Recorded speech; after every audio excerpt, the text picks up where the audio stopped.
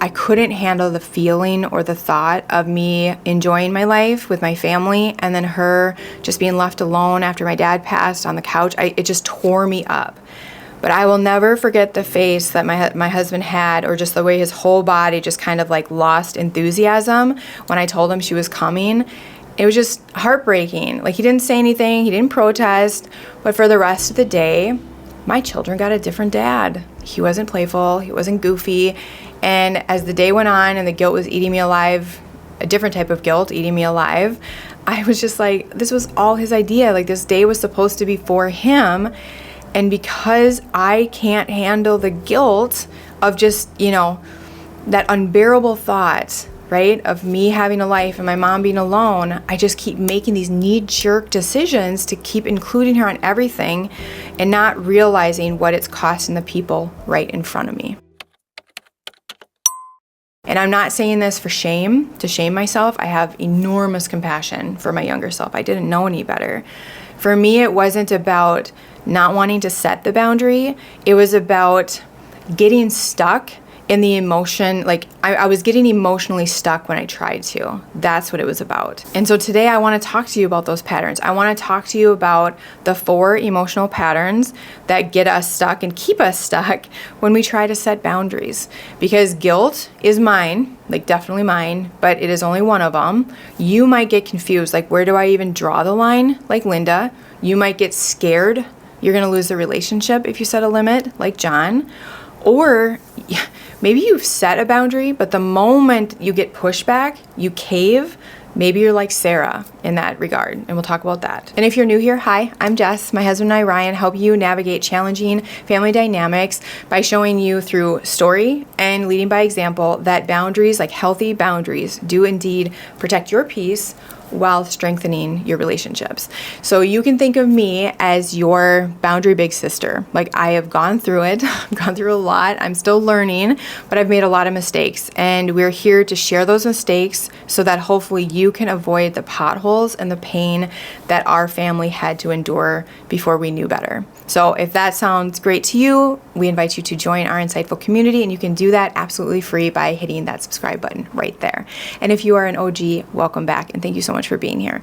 Okay, so before we start breaking down these patterns, if you're like, I don't know which one I am. I don't know if I get stuck because I'm scared, if I don't want to feel the guilt, if I'm confused, if I just cave when there's pushback. I don't get it. I don't know. Well, we made a quiz. It's absolutely free, 20 questions. It will take you 3 to 5 minutes, but I definitely recommend pause, go down to the show notes, take the quiz, and then come back once you know your struggle. That way, when we talk about the tools, in each section, you can really focus. I definitely think it's important because these tools are super valuable.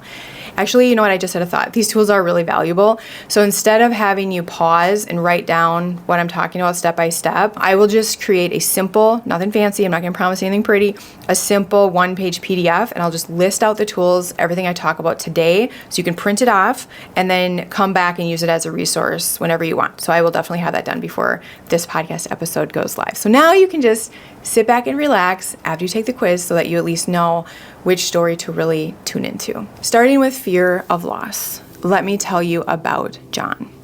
John grew up in a family where no had severe consequences. If he didn't do what his mom wanted, or if he didn't perform a certain way, just right, she would completely stop talking to him.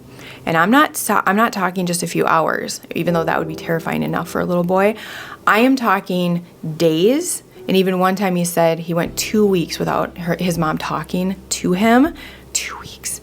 So also during these silent treatments, or these bouts of silence, John's mom would come and go without telling him where she was going or when she would be back. And I mean, just imagine you're 5, 7, 8 years old, and your parent is refusing to talk to you, and then they just disappear, and you don't know when they're going to be coming back. My chest just feels tight even just thinking about that. So John, as a kid, silence was abandonment. So even now, as an adult, he feels this wave of panic come over him the moment he feels like he's about to disappoint somebody. So he avoids limits or setting limits at all costs, as much as he can. Even though he knows where his limits are, he just doesn't want to be left behind. So if you're nodding along like, oh my gosh, I can see myself in John's life. Like I am John. I paralyze because I'm afraid to lose people. I want you to try this tool. It's called Reconnect to Safe Attachment Through Visual Memory. Long name, I know. I should think of something else, but that's what it is. And why it works is it's based on attachment theory and neurological safety cues. So when fear comes up, like when you start to feel like panic, the fear of like, oh my gosh, what if I set a boundary and I lose somebody? I want you to pause and connect to safety. Picture somebody in your life who stayed. Somebody who didn't leave you when you disappointed them. Maybe it's your partner, a sibling, a friend. Maybe it's a mentor. Like, do you have that person in mind? Okay, so once you have them in mind, then I want you to close your eyes. I want you to close your eyes and I want you to replay a moment, like a memory when you felt safety in your body with that person. Now breathe into that feeling and that moment and remind yourself, not everybody leaves. Like some people love me even when I have needs. Like this moment creates calm and it allows you to respond like the adult you are today instead of the scared child you used to be. Now let's move on to confusion. I had the absolute honor and pleasure of working with a grandma named Linda, and she was utterly exhausted. She babysat multiple days in a row. She would do the school drop-off. She would cook dinners, and sometimes she would even do the bedtime routine. Like these were long days and very, very tough, but she kept doing it and didn't say anything even though her body was breaking down. See, Linda grew up in a family where tuning into your own needs was never taught, and the only measure of worth was doing for others. So when I asked her, I remember this so vividly, when I asked her, like, what do you want, Linda? It absolutely broke my heart to see, like, complete blank face. She truly had no idea. Like, I don't know what I want. And it's not that she didn't care. It was because nobody ever taught Linda how to care for herself. So if that's you, this is the tool that worked wonders for her. It's called Interoceptive Awareness Check-In. It's so fancy, right? Interoceptive. But it works because of somatic therapy and polyvagal theory. And it builds that mind and body connection, and it bypasses the cognitive blocks to give you boundary clarity. So next time you're feeling fuzzy and you don't really know like where the boundary should go, I want you to get quiet for 60 seconds, and then I want you to scan for 3 signals. Ask, where am I holding the tension? What part of my day am I dreading? If I could cancel one thing guilt-free, what would it be? Your body will know the limit, and Linda's did. Even when her brain was so confused, she was like, my stomach is clenched so tight. Like my jaw is just, I can't get any tighter. And she felt like she wanted to disappear. Like these were her boundary signals, and they might be yours as well, but your body will know. So I want you to start there. You don't have to have the perfect words. You just have to start noticing, like, what is my body begging me to pay attention to? So quick break before we talk about boundary reversal. If you are in the middle of a family rupture or like a real tough situation, maybe you're exhausted from walking on eggshells with certain family members, like you need support, you want guidance, but you don't want your story shared publicly, we have created something for you. It is called the Insight and Script Response. And it is where it's like when you need help, like right now, it's you need the guidance. You don't know your next best steps. Your story will be kept private. You'll still get the clarity, the insight, the boundary script, and the next best steps that you need. So all that information is in the show notes. Absolutely no pressure. Just another option in case you're in a situation where you need just some hand holding on like a path forward.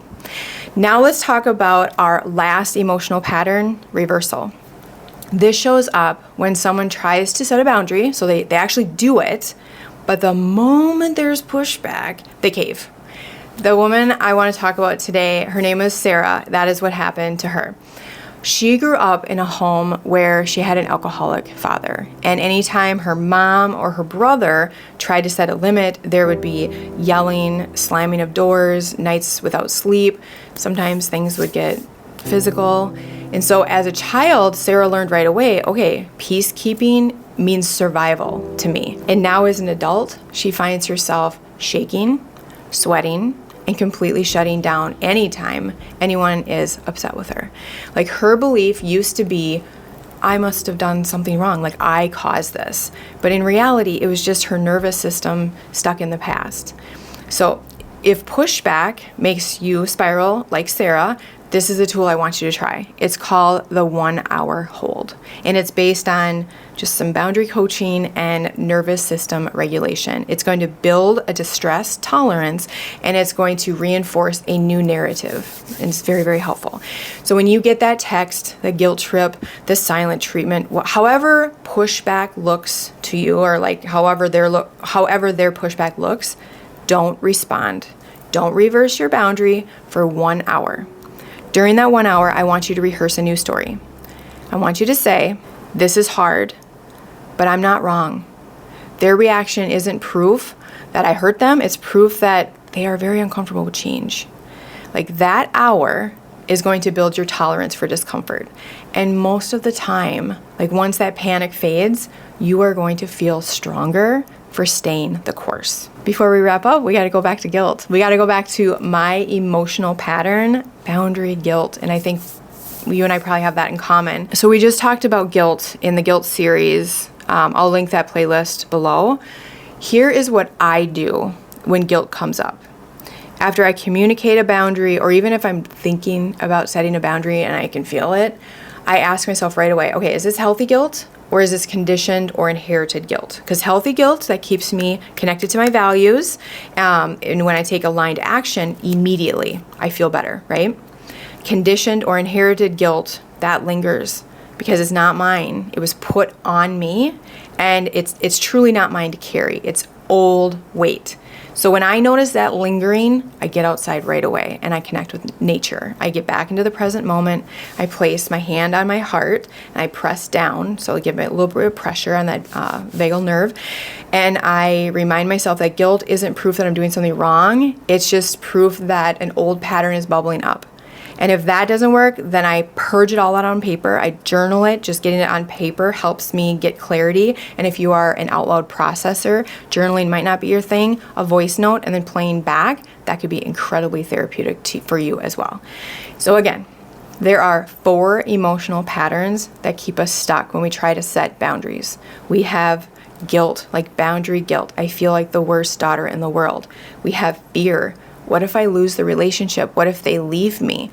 We have confusion. I have no idea, like, where do we even draw the line? Like, no one taught me how to care for myself. And we have reversal. The moment the tidal wave of pushback comes, we cave. Now, these are patterns. These are not personality flaws.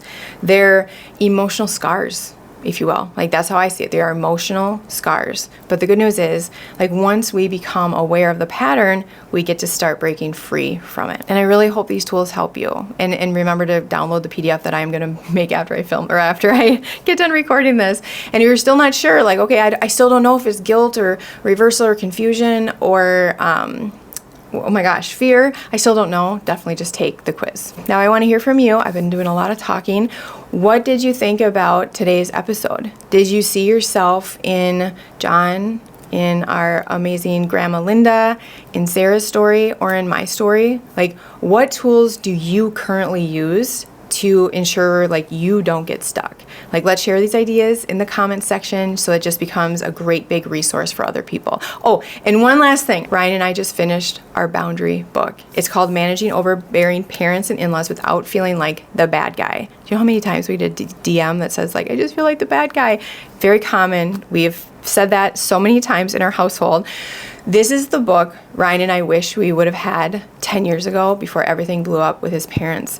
We filled it with scripts and lessons on boundary guilt, emotionally immature parents, navigating family with outgoing no contact, like navigating difficult family, getting on the same page as a couple. There's some real powerful exercises there, healing without an apology. And of course, there are over 70 actually, real life scripts using my Secure the Bond approach all for less than a cup of coffee. So the link is also in our show notes. Thank you so much for those of you who have already purchased. We are truly grateful. Yesterday, I was just reading thoughtful, heartfelt comments on a video that you guys left, and I just kept thinking, I'm so proud to be a part of this community. I'm so proud to be here with you. So thank you, thank you, thank you. And I will see you next time.